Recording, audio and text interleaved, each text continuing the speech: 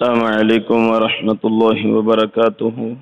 اعوذ باللہ من الشیطان الرجیم، بسم اللہ الرحمن الرحیم۔ وَاعْلَمُوا أَنَّمَا غَنِمْتُم مِّن شَيْءٍ، اور جان لو کہ جو کچھ بھی مال غنیمت تم حاصل کرو، فَأَنَّ لِلَّهِ خُمُسَهُ وَلِلرَّسُولِ، پس بے شک اس کا 5واں حصہ اللہ تعالی کے لیے اور رسول پاک صلی اللہ علیہ وآلہ وسلم کے لیے، وَلِذِي الْقُرْبَى اور قرابت داروں کے لیے، وَالْيَتَامَى اور یتیموں کے لیے، وَالْمَسَاكِينِ اور مسکینوں کے لیے، وَابْنِ السَّبِيلِ اور مسافروں کے لیے۔ ان کنتم آمنتم باللہ، اگر تم ایمان رکھتے ہو اللہ تعالی پر، وما انزلنا علی عبدنا اور اس چیز پر جو اتاری ہم نے اپنے بندے پر، یوم الفرقان حق و باطل کا فرق کرنے والے دن، یوم التقى الجمعان جس دن دو جماعتیں آمنے سامنے تھیں، واللہ علی کل شیء قدیر اور اللہ تعالی ہر چیز پر قادر ہے۔ اذا انتم بالعدوۃ الدنیا، جس وقت تم قریبی کنارے پر تھے، وہم بالعدوۃ القصوی اور وہ دور کے کنارے پر تھے، والرکب اسفل منکم اور قافلہ تم سے نیچے کی طرف تھا، ولو تواعدتم اور اگر تم وعدے کر لیتے، لاختلفتم فی المیعاد البتہ ضرور وعدہ خلافی ہوتی مدت پوری کرنے میں، ولیکن لیقضی اللہ امرا کان مفعولا اور لیکن پورا ہونے والا تھا اللہ کا فیصلہ جو ہو کے رہنے والا تھا، لیہلک من ہلک عن بینۃ تاکہ ہلاک ہونے والا واضح دلیل سے ہلاک ہو، وَيَحْيَى مَنْ حَيَّ عَنْ بَيِّنَةٍ اور زندہ رہنے والا واضح دلیل سے زندہ رہے، وَإِنَّ اللَّهَ سَمِيعٌ عَلِيمٌ اور بے شک اللہ تعالی سننے والے جاننے والے ہیں۔ اِذْ يُرِيكَهُمُ اللَّهُ فِي مَنَامِكَ قَلِيلًا، جس وقت دکھا رہے تھے انہیں اللہ تعالیٰ آپ کی خواب میں تھوڑا، وَلَوْ أَرَاكَهُمْ كَثِيرًا اور اگر دکھاتے آپ کو زیادہ، لَفَشِلْتُمْ آپ ہمت ہار جاتے، وَلَتَنَازَعْتُمْ فِي الْأَمْرِ اور معاملے میں اختلاف کرتے، وَلَكِنَّ اللَّهَ سَلَّمَ لیکن اللہ تعالیٰ نے بچا لیا، انہ علیم بذات الصدور بے شک اللہ سینوں کی چھپی باتیں جاننے والے ہیں۔ وَإِذْ يُرِيكُمُوهُمْ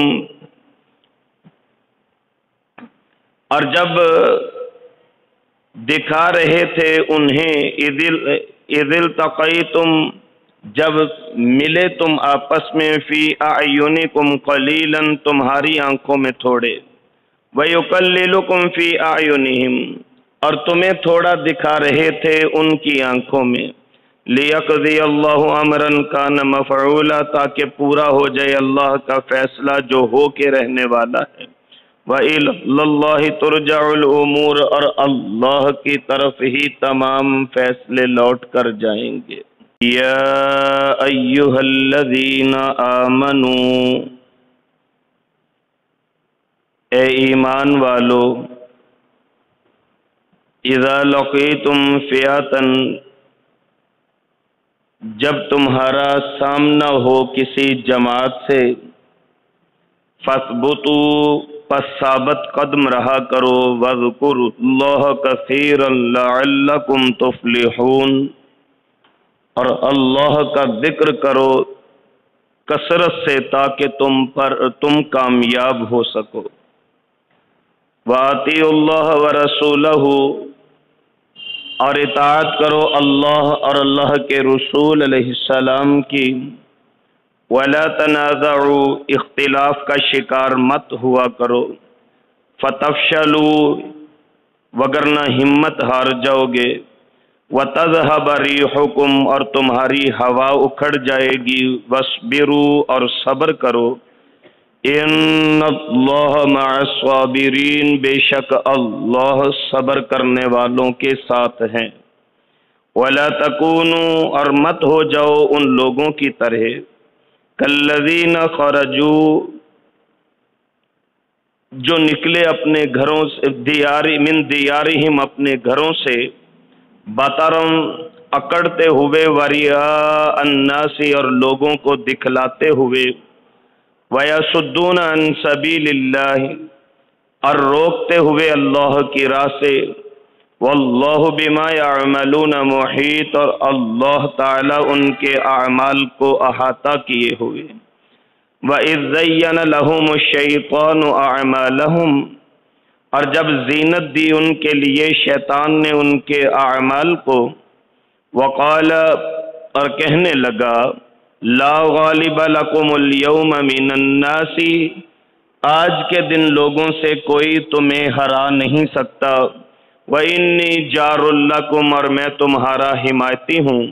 فَلَمَّا تَرَاءَتِ الْفِئَتَانِ، پس جب دیکھیں دونوں جماعتیں، نَكَصَ عَلَىٰ عَقِبَيْهِ، واپس لوٹا اپنی ایڑیوں کے بل، وقال، اور کہنے لگا، انی بریء منکم، میں تم لوگوں سے مبرہ ہوں۔ انی ارا، بے شک میں دیکھ رہا ہوں، ما لا ترون، جو تم نہیں دیکھتے۔ انی اخاف اللہ، بے شک میں اللہ سے ڈرتا ہوں۔ واللہ شدید العقاب، اور اللہ تعالی سخت سزا دینے والے ہیں۔ 10ویں پارے کا آغاز مال غنیمت کے متعلقہ کیے جانے والے اس سوال کے تشفی جواب سے ہو رہا ہے جو سوال اس سورہ مبارکہ کے شروع میں کیا گیا تھا، یسألونک عن الانفال۔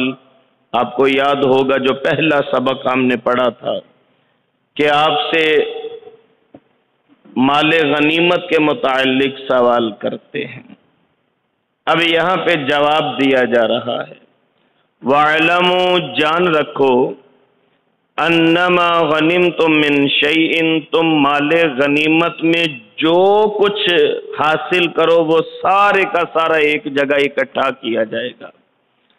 فَأَنَّ لِلَّهِ خُمُسَهُ، پھر اس کا 5واں حصہ نکال لیا جائے گا۔ کس کے لیے؟ للہ، اللہ کے دین کے لیے، مساجد کی تعمیر کے لیے، جہاد فی سبیل اللہ کی آئندہ تیاری کے لیے، یا کسی بھی ایسی ضروریات کے لیے جو دین سے متعلقہ ہوں۔ وَلِلرَّسُولِ، یہ جو خمس نکالا جائے گا 5واں حصہ، اس کے مصارف بیان کیے جا رہے ہیں۔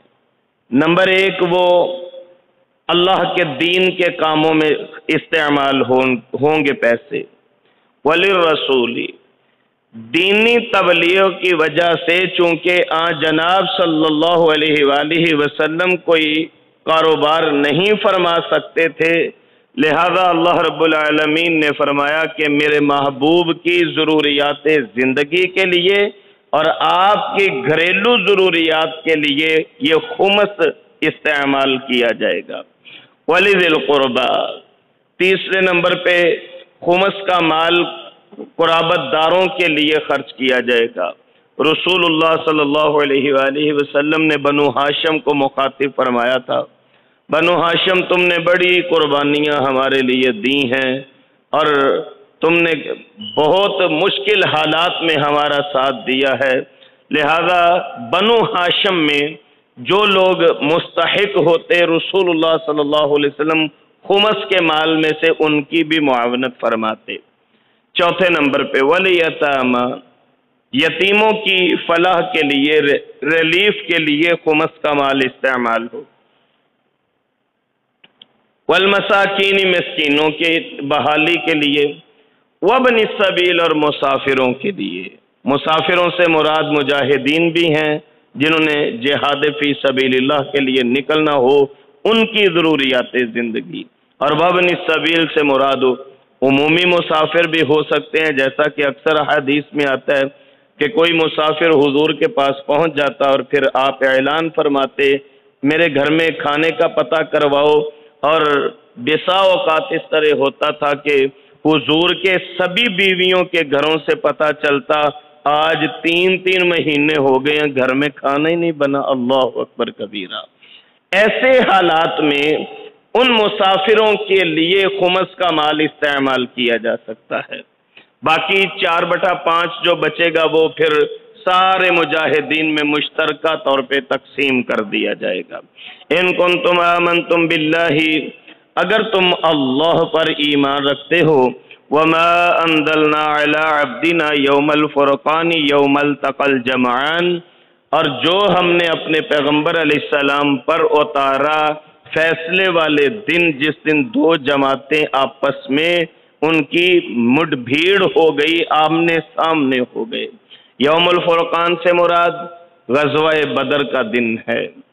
اس کو فرقان کیوں کہا جاتا ہے؟ فرق کرنے والا، چونکہ اس دن حق اور باطل الگ الگ ہو گئے، اس لیے اس کو یوم الفرقان کہا جاتا ہے۔ واللہ علی کل شیء قدیر، اللہ ہر چیز پر قادر ہے۔ اب پھر غزوہ بدر کے اسباب اور حالات میں نے شروع میں بڑی تفصیل سے الحمدللہ آپ کی خدمت میں عرض کیے تھے، اب دوبارہ ان معاملات کو دہرایا جا رہا ہے یاد دہانی کے لیے۔ اذا انتم بالعدوۃ الدنیا، جس وقت تم قریبی کنارے پہ تھے، مراد کہ تم مدینہ کی سائیڈ کی طرف تھے، وہم بالعدوۃ القصویٰ، وہ دوسرے دور کے کنارے پہ تھے، مراد کہ کافر تم سے دور تھے، والرکب اسفل منکم، اور قافلہ وہ جو کشمش کا اور دیگر سامان تھا تجارت کا 50,000 دینار کی مالیت کا قافلہ تھا، 1,000 اونٹ تھے، لیکن اس کی سیکیورٹی کے لیے صرف 40-50 بندے تھے، لہذا طے تو یہ پایا تھا کہ ہم اس قافلے کو روک لیں گے۔ کافروں نے بھی ہمارے اموال روکے ہوئے ہیں مکہ مکرمہ میں جب سے ہم ہجرت کر کے آئے ہیں، لہذا ہم بھی وہ مال ان کا قافلہ روک لیں گے تاکہ مسلمانوں کی معیشت مستحکم ہو سکے۔ اللہ کریم فرماتے ہیں وَلَوْ تَوَعَدْتُمْ، اگر تم آپس میں کچھ ڈیسائیڈ کر لیتے۔ یہ جنگ بدر ایک سرپرائز جنگ ہے، یہ تیاری کے ساتھ نہیں ہوئی تھی، یہ اچانک ہوئی تھی۔ اللہ کریم فرماتے ہیں کہ اگر تم تیاری کے ساتھ، ایگریمنٹ کے ساتھ طے کر کے جنگ کا شیڈیول، تو پھر میدان میں اترتے۔ لَاخْتَلَفْتُمْ فِي الْمِيعَادِ، عین ممکن تھا وعدہ پورا کرنے میں تم اختلاف کا شکار ہو جاتے، ہو سکتا تھا تم نہ پہنچتے، ہو سکتا تھا کافر نہ پہنچتے، لہذا وَلَٰكِن لِيَقْضِيَ اللَّهُ أَمْرًا كَانَ مَفْعُولًا، مدعی لاکھ برا چاہے کیا ہوتا ہے؟ وہی ہوتا ہے جو منظور خدا ہوتا ہے۔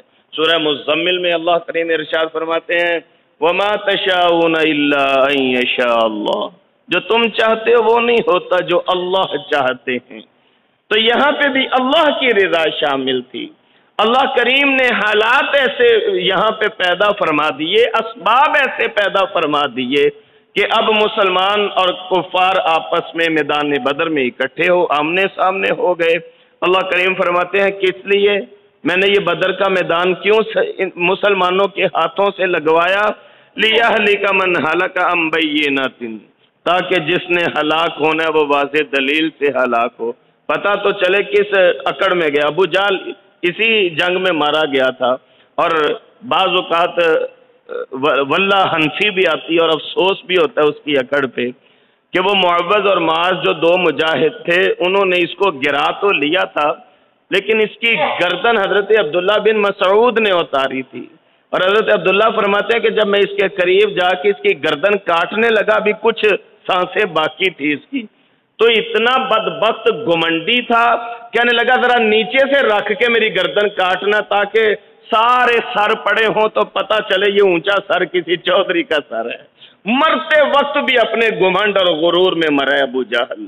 تو اللہ کریم فرماتے ہیں میں نے بدر کا میدان اس لیے لگوا دیا لیہلک من ہلک عن بینہ، جس نے مرنے واضح دلیل کے ساتھ مرے، ویحیی من حی عن بینہ، جس نے زندہ رہنا ہے وہ واضح دلیل سے زندہ رہے، وہ وقار کی زندگی، مجاہدین جو ہیں وقار کی زندگی کے ساتھ وہ زندہ رہے۔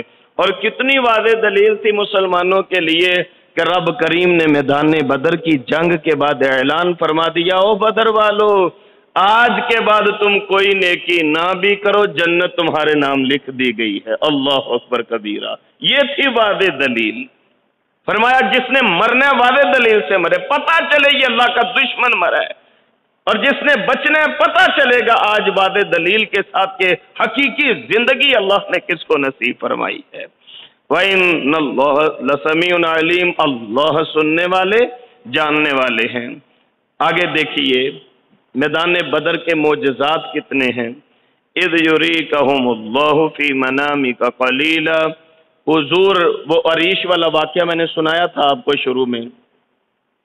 آج اگر جب آپ میدان بدر میں جائیں نا، اللہ توفیق دیں، تو وہاں پہ مسجد ہے، اس کا نام مسجد عریش ہے۔ عریش عربی میں خیمے کو بولتے ہیں۔ آج جہاں پہ وہ مسجد ہے آج کل اس کی کنسٹرکشن ہو رہی ہے، میں کچھ ماہ پہلے وہاں پہ حاضر تھا، تو آج جہاں پہ مسجد عریش ہے یہاں پہ حضور کا خیمہ نصب کیا گیا تھا۔ جناب نبی کائنات صلی اللہ علیہ وسلم اس کے خیمے کے اندر سجدے میں گر گئے اور اللہ کریم کے آگے گڑ گڑاتے رہے۔ سورہ انفال کے شروع میں آپ پڑھ کے ہیں اذ تستغیثون ربکم، جب آپ اپنے اللہ کو مدد کے لیے پکار رہے تھے۔ حضور اتنا گڑ گڑائے کہ آپ کے کندھے مبارک پہ جو چادر مبارک تھی وہ سرک کے زمین پہ گر گئی۔ سیدنا صدیق اکبر رضی اللہ عنہ خیمے کے عریش کے دروازے میں کھڑے یہ منظر دیکھ رہے تھے۔ آپ آگے بڑھے، وہ چادر اٹھا کے حضور کے کندھے مبارک پہ ڈال کے عرض کرنے لگے حضور سر مبارک اٹھا لیجئے، جس آہ و بکا کے ساتھ آپ نے دعا کی ہے صدیق کا ایمان ہے اللہ کبھی بھی ہمیں شکست نہیں ہونے دیں گے۔ تو حضور کے اوپر اس وقت ایک اونگ طاری ہو گئی، ایک نیند کا غلبہ آ گیا۔ اس نیند کے غلبے میں اللہ نے بڑے تھوڑے کافر دکھائے، حالانکہ ریالٹی اس کے اپوزٹ تھی۔ کافر کتنے تھے؟ 1000، اور مسلح تھے، تیاری کے ساتھ تھے، اسلحے سے لیس تھے۔ تو یہاں کیا ہوا؟ اللہ فرماتے ہیں اذ یریکہم اللہ فی منامک قلیلا، آپ کے خواب میں وہ تھوڑے دکھائے گئے۔ کیوں تھوڑے دکھائے گئے؟ ولو اراکہم کثیرا لفشلتم، اگر حضور کو وہ سارے دکھائے جاتے اور حضور مجاہدین کو، مسلمانوں کو جو بیچارے ابھی کمزور حال تھے ان کو بتا دیتے کہ بھائی تم تو ان کے مقابلے میں تمہارے مقابلے میں وہ 3 گنا زیادہ ہیں، تو 4 گنا تقریباً بن جاتے ہیں، کیونکہ لڑنے والے مجاہد تو 250 تھے، وہ چھوٹے چھوٹے بچے ڈال کے کہیں جا کے 313 بنتے ہیں۔ تو اگر آپ کو یہ دکھا دیا جاتا کہ آپ سے لڑنے کے لیے آنے والے 4 گنا زیادہ ہیں تو پھر کیا ہوتا؟ اللہ کریم ارشاد فرماتے ہیں لَفَشِلْتُمْ، تم ہمت ہار جاتے، وَلَتَنَازَعْتُمْ فِي الْأَمْرِ، اور فیصلے کے معاملے میں تم اختلاف کا شکار ہو جاتے، کچھ کہتے کہ لڑنا چاہیے، کچھ کہتے نہیں لڑنا چاہیے، تمہاری آپس میں بحث چل نکلتی۔ لیکن کیا وَلَكِنَّ اللَّهَ سَلَّمَ، اللہ نے تمہیں بچا لیا۔ انہ علیم بذات الصدور، اللہ سینوں کی چھپی باتوں کو جانتے ہیں۔ وَإِذْ يُرِيكُمُوهُمْ إِذِ الْتَقَيْتُمْ فِي أَعْيُنِكُمْ قَلِيلًا، اللہ کریم نے جب تمہاری آنکھوں میں ان کو تھوڑا دکھا دیا، وَيُقَلِّلُكُمْ فِي أَعْيُنِهِمْ، اور ان کی آنکھوں میں تم تھوڑے تھے، لِيَقْضِيَ اللَّهُ أَمْرًا كَانَ مَفْعُولًا، لیکن اللہ کا فیصلہ ہو کے رہنے والا تھا۔ اب کافر تو دیکھ رہے تھے کہ یہ سامنے مسلمان ہیں، ہم ان سے 3 گنا زیادہ ہیں، یہ 250 پونے 300 ہیں، ہم 1000 مکمل ہیں۔ ان کا علم یہ ہے کہ اگر تیر ہے تو کمان نہیں، اگر تلوار ہے تو ڈھال نہیں ہے، ہمارے پاس جنگی اسلحہ بھی موجود ہے۔ کافر یہ سارا کچھ دیکھ رہے تھے، لیکن میں قربان جاؤں ذرا اس اینگل سے دیکھیے کہ جناب رسول اللہ صلی اللہ علیہ وآلہ وسلم مدبر کائنات بھی ہیں، حضور کی سیرت طیبہ کو اس اینگل سے بھی دیکھیے. شاید کہ دنیا کی تاریخ میں آج تک کسی کمانڈر ان چیف نے جنگی ترتیب اس لحاظ سے نہیں لگائی ہوگی جو جناب رسول اللہ صلی اللہ علیہ وسلم نے لگا دی. آپ کے علم میں وہ کیا ترتیب تھی؟ حضور نے جب صفیں بنائی ہیں تو آپ نے سیدھی صفیں نہیں بنائی. آپ نے کیا کیا؟ آپ نے ہولو سکوائر بنا دیا، انگلش میں جس کو ہولو سکوائر کہتے ہیں، مربع فٹ. آپ نے فرمایا کچھ ایسے کھڑے ہو جاؤ، کچھ ایسے کھڑے ہو جاؤ، کچھ ایسے کھڑے ہو جاؤ. اب یہ بھی نظر آ رہے ہیں، ان کے بھی سر نظر آ رہے ہیں، ان کے بھی سر نظر آ رہے ہیں. جو لمبے قد والے تھے وہ حضور نے پیچھے کھڑے کر دیے، ان کے بھی سر نظر آ رہے ہیں. آپ یقین کیجئے بندے تھوڑے تھے لیکن میرے سرکار کیسے کمانڈر ان چیف ہیں، کیسے سپہ سالار ہیں، کیسے چیف آف آرمی سٹاف ہیں کہ سرکار نے یہ جو ہولو سکوائر کی صورت میں مجاہدین کو کھڑا کیا، کافر سر پکڑ کے بیٹھ گئے. وہ اتنے زیادہ ہمارے مقابلے میں، ہم ان کا مقابلہ کیسے کریں گے؟ یہاں سے شکست شروع ہوئی تھی کافروں کی. کافر پہلے ہی بزدل ہوتا ہے. اقبال نے کہا تھا کہ کافر ہے تو شمشیر پہ کرتا ہے بھروسہ، اور مومن ہے تو بے تیغ بھی لڑتا ہے سپاہی. تو یہاں پہ جذبہ بھی موجود تھا اور حضور کی حکمت عملی بھی موجود تھی. اس کے نتیجے میں اللہ کریم فرماتے ہیں لِيَقْضِيَ اللَّهُ أَمْرًا كَانَ مَفْعُولًا، تاکہ پورا ہو جائے جو اللہ کا فیصلہ پورا ہونے والا ہے. وَإِلَى اللَّهِ تُرْجَعُ الْأُمُورُ، اور سارے فیصلے تو اللہ کی طرف لوٹ کے جانے ہیں. بندہ مومن اور مسلمان کو کفر کے مقابلے میں کبھی بھی کمزور ہمت نہیں ہونا چاہیے. تم تھوڑے بھی ہو، اللہ کریم پہ ایمان اور توکل اور یقین اور بھروسہ ہو تو رب کریم تھوڑوں کو بھی بہت زیادہ لوگوں کے اوپر غالب فرما دیتے ہیں. 10واں پارہ سورۃ الانفال، دوسرے رکوع کا آغاز. جنگ بدر کے حالات کو ایک اور اینگل سے آج اس رکوع میں پیش کیا جا رہا ہے. ایمان والوں کو خطاب ہے. ایمان والو، جب کفار کے مقابلے میں صف بندی ہو جائے تو پھر ثابت قدمی اختیار کیا کرو. جیسے زنا، چوری، ڈکیتی، شرک، والدین کی نافرمانی، سود بڑے بڑے گناہ ہیں، اسی طرح میدان جنگ سے فرار ہونا بھی کبیرہ گناہ ہے. ایک حدیث مبارکہ میں آتا ہے کہ ایک غزوہ میں شام کا وقت ہو گیا. جب سورج غروب ہو گیا تو حضور نے ایک درس ارشاد فرمایا. آپ نے مجاہدین کی جماعت کو مخاطب ہوئے فرمایا کہ پہلی بات یہ ہے کہ تم دشمن سے مقابلے کی دعا نہ کیا کرو. اور میں سمجھتا ہوں کہ یہ جو وقت ہے، جو اس وقت چل رہا ہے، انسان کو نہ چاہتے ہوئے بھی اپنے گھر کی یاد ستاتی ہے. آپ دیکھتے ہیں کہ بے زبان پرندے بھی اس وقت اپنے گھروں کو واپس لوٹتے ہیں.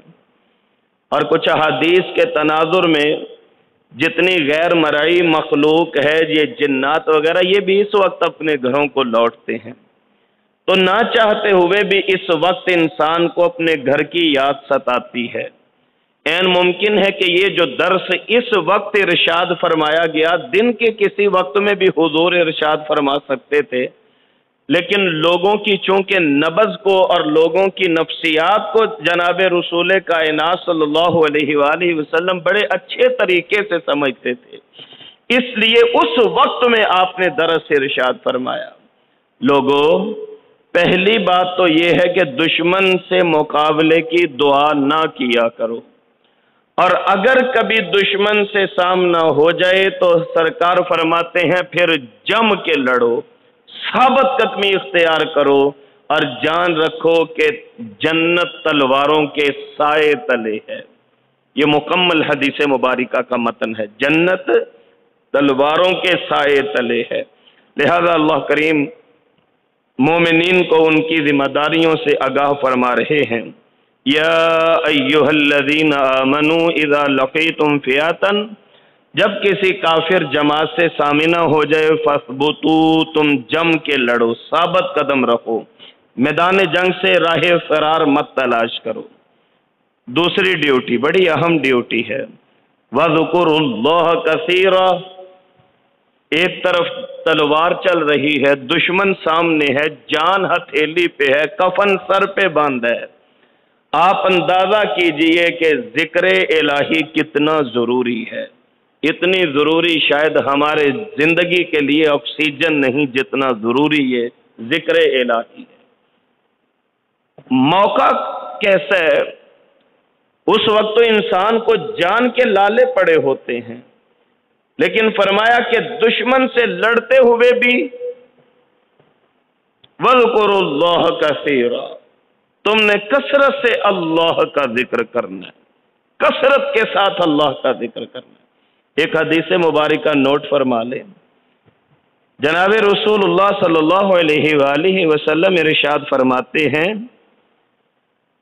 کہ اللہ تعالیٰ کا ارشاد ہے کہ کامل بندہ وہ ہے، کامل بندہ وہ ہے کہ جو جہاد کے وقت بھی میرے ذکر کو نہیں چھوڑتا۔ یہ حدیث مبارکہ کے الفاظ ہیں۔ ہم اس مبارک کلمات کو اپنے حالات کے اوپر اگر اپلائی کریں تو پھر یوں سمجھیے، یہ جو اکثر ہمارے لوگ شکایت کرتے ہیں جی ٹینشن اتنی ہے، پریشانی اتنی ہے، کون ذکر کرے، کون تسبیح کرے، بس خود ہی کچھ لوٹا گھما دے، کوئی تعویذ کر دے۔ ہماری ٹینشنیں اور ہماری مجبوریاں جہاد فی سبیل اللہ سے زیادہ کڑے وقت کا مقابلہ تو نہیں ہے، لیکن یہاں پہ دشمن سر پہ منڈلا رہا ہے، موت سر پہ کھڑی ہے، اور مجاہدین کو فرمایا جا رہا ہے وَاذْكُرُوا اللَّهَ كَثِيرًا، تم اللہ کا ذکر کرو۔ حضور نے اللہ کا یہ پیغام پھر بندوں تک پہنچا دیا، کامل بندہ وہ ہے جو جہاد کے وقت بھی میرا ذکر کرتا ہے۔ اقبال نے لکھا ہے ایک جگہ پہ، آ گیا عین لڑائی میں اگر وقت نماز، تو قبلہ رو ہو کے زمیں بوس ہوئی قوم حجاز، ایک ہی صف میں کھڑے ہو گئے محمود و ایاز، نہ کوئی بندہ رہا نہ کوئی بندہ نواز، بندہ و صاحب و محتاج و غنی ایک ہوئے، تیری سرکار میں پہنچے تو سبھی ایک ہوئے۔ لڑائی کے وقت ذکر کرنے والا کامل بندہ ہے اللہ تعالیٰ کا۔ اور آپ دیکھیے حضرات صحابہ کرام، اللہ کریم ان پہ کروڑوں رحمتیں فرما دے، زیادہ نہیں، صرف 30 سال کے مختصر عرصہ میں صحابہ نے دنیا کا نقشہ بدل کے رکھ دیا ہے۔ کوئی کالے ہیں، کوئی گورے ہیں، کہیں پہ کسی علاقے کو فتح کر لیا، کہیں پہ کسی علاقے کو فتح کر لیا، صرف 30 سال کی مدت میں یہ آپ کے ملتان تک صحابہ کرام پہنچے ہیں، درہ خیبر تک سیدنا علی المرتضی رضی اللہ تعالیٰ عنہ کی افواج پہنچی ہیں۔ 30 سال کے عرصہ میں پوری دنیا کا نقشہ بدل کے رکھ دیا۔ یہ دو باتیں ان میں تھیں، صرف دو باتیں، کیا؟ اللہ کے راہ میں جہاد کرنا ہے تو جم کے لڑنا ہے، اور پھر جب جہاد کرنا ہے تو اللہ کے ذکر کو نہیں بھولنا، اللہ کی یاد کو نہیں بھولنا۔ اللہ اکبر کبیرہ۔ میں اکثر آپ کو سنایا کرتا ہوں، سید احمد شہید رحمت اللہ علیہ کے پاس ایک بندہ آیا، کہنے لگا حضرت اپنا ماٹو بتائیے، میں بیعت کرنا چاہتا ہوں۔ مرہٹوں کے خلاف چونکہ آپ جہاد کر رہے تھے، تو آپ کہنے لگے پہلے ہمارے دستور اور منشور کو سن لو، اگر ہمت ہے تو ہمارے ساتھ وعدہ کرنا، بیعت کرنا۔ وہ کہنے لگا جی بتائیے۔ آپ فرمانے لگے ہم سارا دن اللہ کی راہ میں جہاد کرتے گزارتے ہیں اور ساری رات قیام میں کھڑے ہو کے قرآن پڑھتے گزارتے ہیں۔ یہ مجاہدین کی صفت ہے۔ وَاذْكُرُوا اللَّهَ كَثِيرًا، کثرت سے اللہ کا ذکر کرو، ملے گا کیا؟ لَعَلَّكُمْ تُفْلِحُونَ، تم کامیاب ہو جاؤ گے۔ اللہ کے ذکر سے اپنے دل کو بھی معمور رکھو، اپنی زبان کو بھی رطب اللسان کر لو، تم کامیاب ہو جاؤ گے۔ وہ پنجابی کا ایک جملہ میں اکثر آپ کو سنایا کرتا ہوں کہ لوگ کہتے ہیں کہ اللہ والے نے کسی نے کیا خوب جملہ، کتنا خوبصورت جملہ بنایا۔ وہ کہتے ہیں ہاتھ کار ول تے دل یار ول، ویسے کرنے کو دیکھنے کو اپنے کام کر رہے ہیں لیکن دل اللہ کی یاد میں دھڑک رہا ہے، اللہ اللہ بولنے میں مصروف ہے۔ کس لیے؟ لعلکم تفلحون، تاکہ تم کامیاب ہو جاؤ۔ اگلی بات، ذمہ داری مجاہدین کی، وَأَطِیعُوا اللَّهَ وَرَسُولَهُ، اللہ اور اللہ کے رسول علیہ السلام کی اطاعت کرو، وَلَا تَنَازَعُوا، اختلاف کا شکار نہ ہو جانا۔ احد کے معاملات ہمارے سامنے ہیں کہ جب اختلاف کا شکار مسلمان ہو گئے، کچھ نے کہا درہ چھوڑ دیں، کچھ نے کہا نہیں چھوڑنا، پھر تھوڑا سا لاس ہوا تھا مسلمانوں کو، لہذا فرمایا اللہ اور اللہ کے رسول علیہ السلام کی اطاعت کرو، وَلَا تَنَازَعُوا، اختلاف نہ کیا کرو، فَتَفْشَلُوا، ہمت ہار جاؤ گے۔ اختلاف بندے کو اندر سے کمزور کر دیتا ہے، بڑا کمزور کر دیتا ہے۔ وہ یونٹی کے لیے ایک مثال اکثر ہمارے اسکولوں کے سلیبس میں بھی پڑھائی جاتی ہے۔ ایک بابا جی اپنے بیٹوں کی ہر وقت کی لڑائی سے بڑے پریشان رہتے تھے، بڑے پریشان رہتے۔ ہمارے پاس بھی اکثر شکایات آتی ہیں، تو میں ان کی خدمت میں عرض کرتا ہوں، یا جامعو، اللہ کا اسم صفت ہے، یا جامعو، روزانہ 1100 دفعہ پڑھا کریں، اللہ کریم آپ کے بچوں میں اتفاق اور اتحاد پیدا فرما دیں گے، بچوں کو ایک کر دیں گے۔ یہ فیملی ممبرز کی جو لڑائیاں ہوتی ہیں، تو ایک بابا جی بڑے پریشان رہا کرتے تھے بچوں کی لڑائی کی وجہ سے، تو بابا جی کو ایک دن بس اللہ کی طرف سے ذہن میں آیا، اپنے بچوں کو بلا کے کہنے لگے لکڑیوں کا ایک گٹھا لے کے آؤ۔ وہ گٹھا لے کے آئے، سارے بچوں کو کہا بار بار اس کو توڑو، ہر ایک نے کوشش کی، وہ ٹوٹ نہیں سکتا تھا۔ پھر بابا جی کہنے لگے کھولو گٹھے کو اور ایک ایک لکڑی الگ کرو، جب الگ ہو گئی اب توڑو، اب ایزیلی سب نے توڑ دی۔ تو بابا جی کہنے لگے یہ میں آپ کو سمجھانا چاہتا ہوں کہ اگر اکٹھے ہو تو کوئی تمہارا کچھ نہیں بگاڑ سکتا، اور جب بندہ یونٹی لیس ہو جاتا ہے، اتفاق چھوڑ دیتا ہے، پھر کہیں رشتہ داروں کی طرف سے، دیکھنے والوں کی طرف سے، دنیا والوں کی طرف سے آپ کے اوپر تابڑ توڑ حملے شروع ہو جائیں گے۔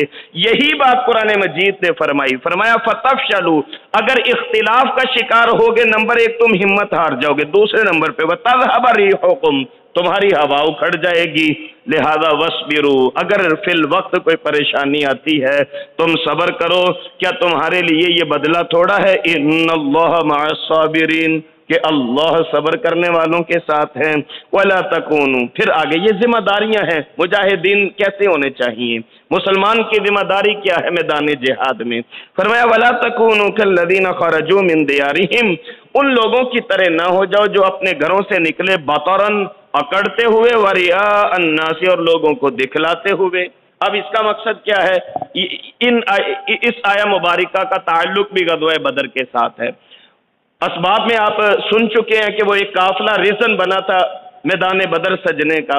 اب وہ قافلہ تو چونکہ پیچھے سے نکل گیا تھا نچلی طرف سے، کل پڑھا آپ نے سبق میں، ہوا یہ کہ جب قافلہ بچ کے نکل گیا تو یہ جو کافر تیاری کر کے نکلے ہوئے تھے تو لوگ ابو جہل کو کہنے لگے چونکہ ہمارا مقصد قافلے کو سیکیور کرنا تھا تو قافلہ تو ہمارا بچ کے نکل گیا، اب ایسا کرتے ہیں کہ ہمیں لڑنے کی کیا ضرورت ہے، ہم واپس جاتے ہیں۔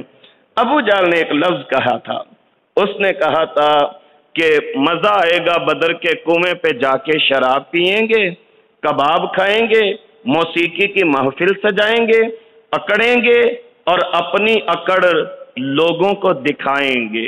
یہ الفاظ اس نے بولے تھے، ہم یہ کریں گے، اور کرنی خدا کی دیکھیے کہ یہی سردار اسی جنگ میں پھر اسی بدر کے کنویں میں مارا گیا تھا، اس کو قتل کر کے اس کی لاش کنویں میں پھینک دی گئی تھی۔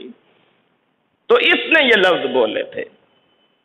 65 کی جو ہماری انڈیا کے ساتھ جنگ ہوئی، آپ کو یاد ہوگا کہ تب بھی ہمارے ازلی دشمن ہندو نے بھی یہی کہا تھا، انڈین آرمی نے کہا تھا جی ہم ناشتہ لاہور جا کے کریں گے، اور میجر عزیز بھٹی شہید رحمت اللہ علیہ سمیت اللہ کریم پاکستان کے تمام شہداء کی مغفرت فرمائے اور ان کے درجات بلند فرمائے، انہوں نے اپنی جانوں پہ کھیل کے پھر وطن عزیز کی حفاظت کی تھی۔ تو انڈیا نے بھی یہی لفظ کرتے ہوئے بولے تھے، ناشتہ ہم جا کے لاہور میں کریں گے۔ تو جو ان کا حشر ہوا 65 کی جنگ میں وہ یہ بزرگ جانتے ہیں، لہذا یہی کلمات الفاظ ابو جہل والے انڈیا نے بولے، ابو جہل نے بھی یہ بولے، اللہ فرماتے ہیں وَيَصُدُّونَ عَن سَبِيلِ اللَّهِ، وہ اللہ کی راہ سے روکتے ہوئے اکڑتے یہ لفظ بول رہے تھے، وَاللَّهُ بِمَا يَعْمَلُونَ مُحِيطٌ، اللہ کریم ان کے اعمال کا گھیرا کیے ہوئے ہیں۔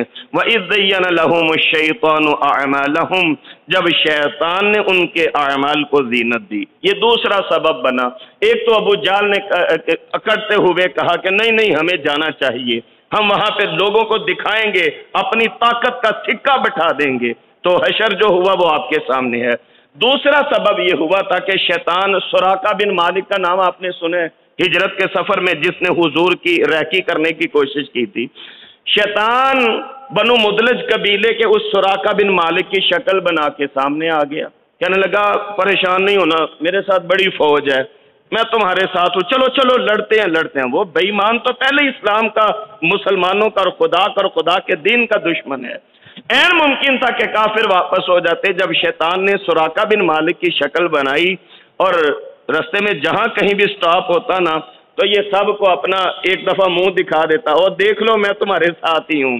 اب بدر کا میدان سج گیا، جماعتیں آمنے سامنے آ گئیں۔ اللہ کریم فرما رہے ہیں جب شیطان نے ان کے اعمال کو زینت دی، وَقَالَ لَا غَالِبَ لَكُمُ الْيَوْمَ مِنَ النَّاسِ، کہنے لگا آج لوگوں میں سے کوئی تمہیں نہیں ہرا سکتا، تسی جتے ہو، فتح آپ کا مقدر ہے۔ وَإِنِّي جَارٌ لَكُمْ، اور سب سے بڑی بات میں اور یہ میری فوجیں یہ تمہارے ساتھ ہیں۔ کافر بس اسی تدبیر کے اوپر اکڑتے ہوئے آگے چل نکلے۔ فَلَمَّا تَرَاءَتِ الْفِئَتَانِ، جب دو جماعتیں سامنے آئیں دیکھی گئیں، نَقَصَ عَلَىٰ عَقِبَيْهِ، یہ شیطان اپنی ایڑیوں کے بل واپس بھاگ نکلا۔ کب بھاگا؟ جب اس نے بدر کے میدان میں آسمان سے فرشتے اترتے دیکھے تھے۔ حضرت ابو اسید مالک بن ربیعہ رضی اللہ تعالی عنہ، مجھے رشک آ رہا تھا میں جب ان کے کلمات پڑھ رہا تھا، ان کی بینائی چلی گئی تھی اور یہ بدر میں موجود تھے۔ وہ فرمایا کرتے تھے آج اگر میری آنکھیں ہوتی نا تو میں تمہیں بدر کی وہ گھاٹی بتاتا جہاں سے میں نے فرشتوں کو اترتے اپنی آنکھوں سے دیکھا تھا۔ یہ حضرت مالک بن ربیعہ کے الفاظ ہیں۔ آج اگر میری آنکھیں ہوتی تو میں تمہیں بدر کی وہ گھاٹی دکھاتا کہ جہاں سے میں نے اپنی آنکھوں سے اللہ کے فرشتے اترتے ہوئے دیکھے ہیں۔ لہذا یہ فرشتے جب اترے، شیطان نے کیا کیا؟ نقص علی عقبیہ، اپنے ایڑیوں کے بل واپس بھاگا۔ کافر بڑے حیران ہوئے، اب تک تو ہمیں حوصلہ دے رہا تھا، اب بھاگنے کیوں لگا؟ ان کو کیا پتا تھا یہ شیطان ہے۔ حارث بن ہشام نے، بڑی دلچسپ بات ہے، حارث بن ہشام نے اس کو گلے سے پکڑ لیا، کہنے لگا سراقہ اب کدھر بھاگ رہے ہو؟ اب لڑائی ہمارے سر پہ پڑی ہے تو تم اب واپس بھاگنے لگے ہو۔ تو مفسرین نے لکھا کہ اس شیطان نے حارث بن ہشام کو اتنے زور سے مکہ مارا سینے میں کہ وہ منہ کے بل بے ہوش ہو کے گر پڑا، اور ساتھ کیا یہ شیطان کہنے لگا وقال انی بریء منکم، میں تو تم لوگوں سے مبرہ ہوں، انی ارا، کیونکہ میں وہ دیکھ رہا ہوں ما لا ترون، جو تم نہیں دیکھ رہے۔ کیا؟ فرشتے، میں وہ دیکھ رہا ہوں اللہ کی مدد اترتی ہوئی جو تم نہیں دیکھ رہے۔ انی اخاف اللہ، میں اللہ سے ڈرتا ہوں۔ آگے چل کے سورہ حشر میں 28ویں پارے میں بھی آپ پڑھیں گے اسی سے ملتا جلتا مضمون۔ اللہ کریم فرماتے ہیں کمثل الشیطان اذ قال للانسان اکفر فلما کفر قال انی بریء منک انی اخاف اللہ رب العالمین۔ شیطان کی مثال اس طرح ہے کہ جب کسی بندے کو کہتا ہے کفر کر، جب وہ بندہ کفر کرتا ہے تو یہ اس سے کہتا ہے میں تو مبرہ ہوں، میں تو خود اللہ سے بڑا ڈرتا ہوں۔ یہی قسم اس نے میدان بدر میں کیا تھا بے ایمان نے، کہنے لگا انی اخاف اللہ، او بھائی تم لڑو جا کے، میں تو اللہ سے ڈرتا ہوں۔ واللہ شدید العقاب، اللہ سخت سزا دینے والے ہیں۔ یہ میدان بدر کے حالات میں سے ایک الگ تھلگ گفتگو تھی جو آج کے رکوع میں بیان ہوئی ہے۔ اللہ کریم سے دعا کیجیے اللہ ہمیں ہر میدان میں ثابت قدمی نصیب فرمائے۔ کثرت ذکر اللہ کریم ہمارے تمام خواتین و حضرات کا مقدر فرما دیں، اور اللہ کریم جب تک زندہ رکھیں اسلام پہ، خاتمہ ایمان پہ ہو۔ رب کریم نے جیسے بدر کے میدان میں فرشتوں کو بھیج کے مدد فرمائی، اللہ ہر مشکل میں ہماری آج بھی تائید و نصرت کے سما مہیا فرما دیں۔ قرآن پاک پڑھنے پڑھانے کی خیر و برکات ہم پر، ہمارے اہل خانہ، کاروبار اور دیگر معاملات پر وارد فرما دیں۔ ہمیں شر شیطان، شر انسان، بالخصوص اپنے نفس کی شرارتوں سے بچنے کی توفیق عنایت فرما کے رب کریم ہمارے بیماروں کو شفا نصیب فرما دیں، ہمارے فوت شدگان کی مغفرت فرما دیں۔